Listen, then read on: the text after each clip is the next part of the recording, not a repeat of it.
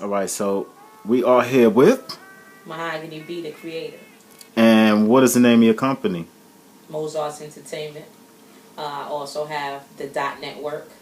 You can go check us out, www.the.network.tv.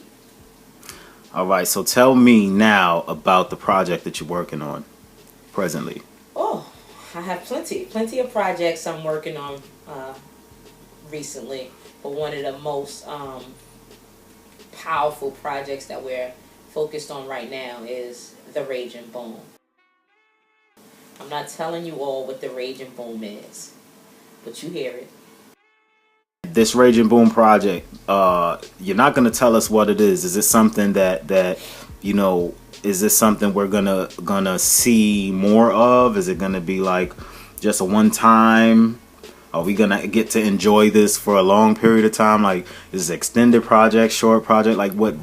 Give us something. You got to give us something. I could definitely give you something. So the Raging Boom, I'm just gonna say, listen to the name. What does that name mean to you? You know, the Raging Boom, boom, boom. So I'm not giving it away, but what I will say is, the name speaks for itself. Boom. The Raging Boom means something that is coming, snowball effect, and it's gonna hit you real hard. And so that's what it is. And no, it doesn't stop. I don't want to call it a movement. It's kind of corny, cheesy type of stuff. No movement, but it is something that you will constantly see coming for you, and you will enjoy when you figure out what it is. Tell me, who were some of the people that you were inspired by or look up to that inspired you to do what you do now? I have many inspirations for many different things. So I can't name like one person when it comes down to inspiration. I do so much. I'm a creator. I don't box myself in. So, you know, when I started doing music, my inspiration was Rakim. To be lyrical was to be one of the greats. And so, you know, you had to look upon one of the greats to, you know, to have a template. So that's what my template was when I was doing music. Now that I'm doing movies, I have so much inspiration in movies and just creating, period. But when it comes down to the ultimate goal of success, I'm very inspired by Oprah Winfrey. I mean, I know it's pretty cliche. Who's not inspired by Oprah Winfrey? But yes, I plan to match her, if not pass her, as I work. Okay. And let's just talk about. There's another project that I see you promoting, and it may have been an older project of yours. Tell us about the Straight Talk? Straight Talk documentary. Yeah, Straight Talk documentary. Tell me about that. And before you start, I just want to ask a question before you even tell us what it's about. Recording it, doing that documentary, was it comfortable for you? Were you comfortable doing that documentary?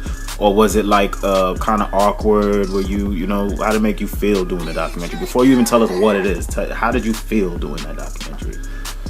I felt comfortable. I felt fine creating the Straight Talk documentary. I'm going to first tell you what it is, and then I'll explain why I felt fine creating it and why that question is relevant. So the Straight Talk documentary is a documentary about, it's pretty much having the conversation that at the time was very uncomfortable to have about sexuality. So you had the gay community speaking on what it is to be gay. You had the straight community speaking on what they feel it is to be gay. And we created a platform for everyone to be open and honest about the things that they think, all of the misconceptions to be cleared up. So, you know, I had a segment in the Straight Talk documentary where, for the lack of better explanation, I had some guys who are quote unquote homophobic. And when you see the film, you will see that in the very beginning of the interview, I let them know, you know, don't worry about how I look. speak your piece the same way you would speak your piece maybe in a barbershop with the fellas. I want to hear the truth, and that's why I called it the Straight Talk documentary, because it's straight talk, no bull-ishing, no cutting corners. Like, I want to hear the raw uncut so I can respond in the same way. And so, you know, most would think that that would be an uncomfortable conversation when you're hearing people speak of my community as a negative, but I'm all about education. I'm all about educating. So the way that the Straight Talk documentary came about actually was, I have a friend of mine who is a straight male who always asked me a bunch of questions about, you know, things he didn't understand when it came down to the gay community. And I would answer as best as I could, and I'm open to answering anything as best as I could, as long as, you know, I have the information and it is asked respectfully.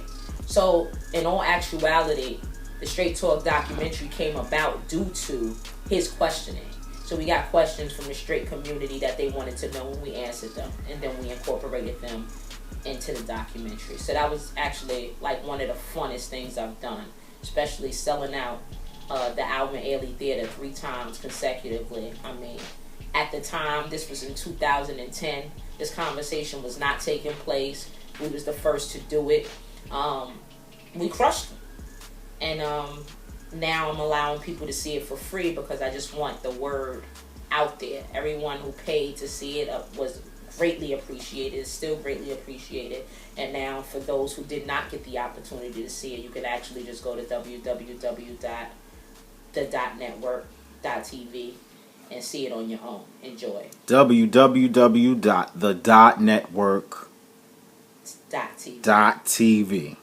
Don't forget that last dot. So now, listening to you talk about that, it makes me want to ask you: will you do a part 2? Would you ever do a part 2?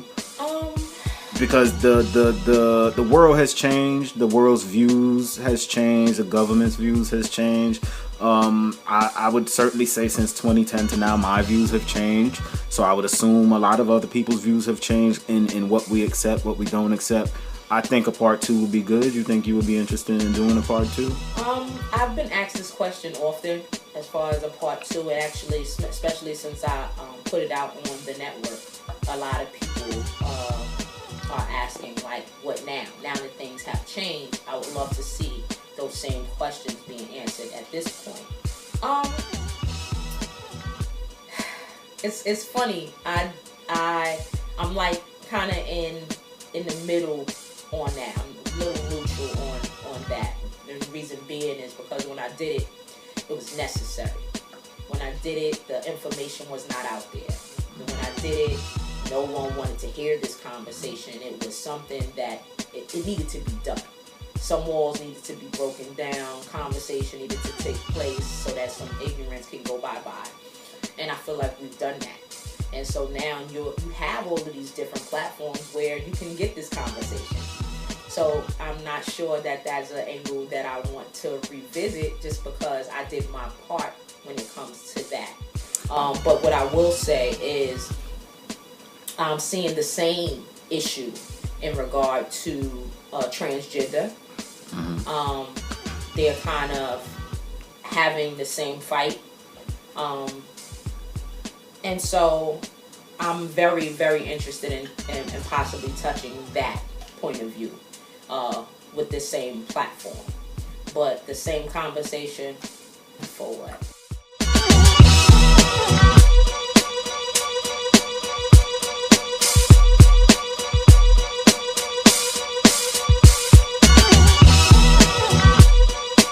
Boom.